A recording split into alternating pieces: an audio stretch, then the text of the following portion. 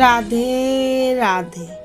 আজ আমরা শুনব সেই রহস্যময় কাহিনী যখন অর্জুন শ্রীকৃষ্ণকে জিজ্ঞেস করেছিলেন, প্রভু, মানুষ কেন বিনা কারণে কষ্টে ভোগে?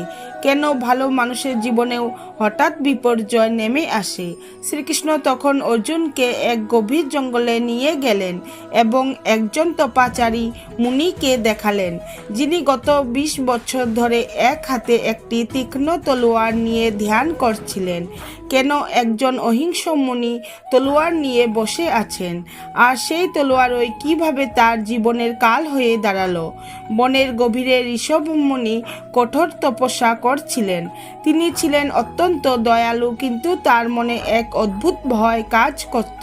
যদি কোনো হিংস্র পশু বা শত্রু আমার তপবন নষ্ট করতে আসে, এই আত্মরক্ষার চিন্তা থেকে তিনি একটি ধারালো লোহার তলোয়ার সব সময় নিজের পাশে রাখতেন।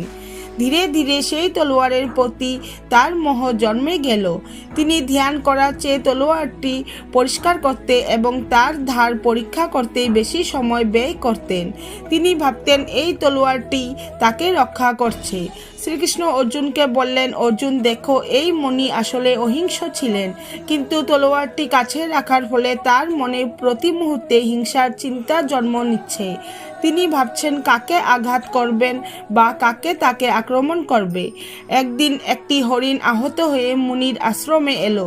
মুনি তাকে বাঁচাতে চাইলেন, কিন্তু তার হাতে সব সময় তলোয়ার থাকায় অবচেতন মনেই তিনি হরিণটিকে ভয় পাইয়ে দিলেন।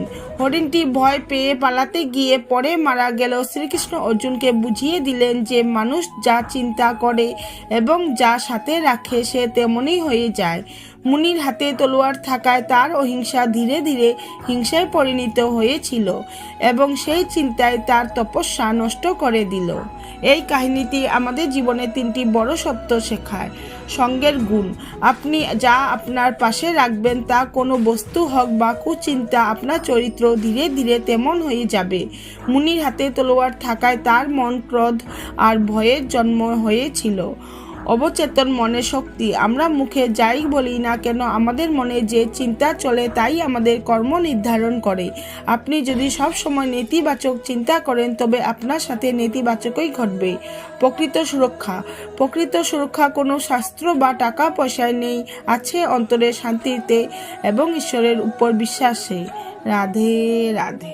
প্রিয় ভক্তগণ, আপনাদের যদি এই কাহিনী ভালো লেগে থাকে তাহলে অবশ্যই লাইক করুন এবং কমেন্টে লিখুন রাধে রাধে।